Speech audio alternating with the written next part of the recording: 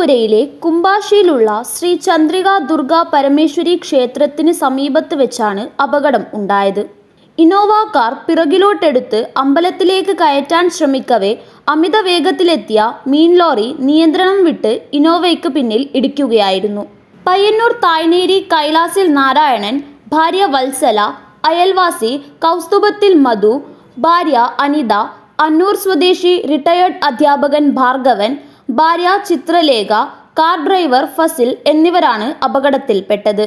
നാരായണൻ, ചിത്രലേഖ, വത്സല, അനിത എന്നിവരെ മണിപ്പാൽ ആശുപത്രിയിൽ പ്രവേശിപ്പിച്ചു.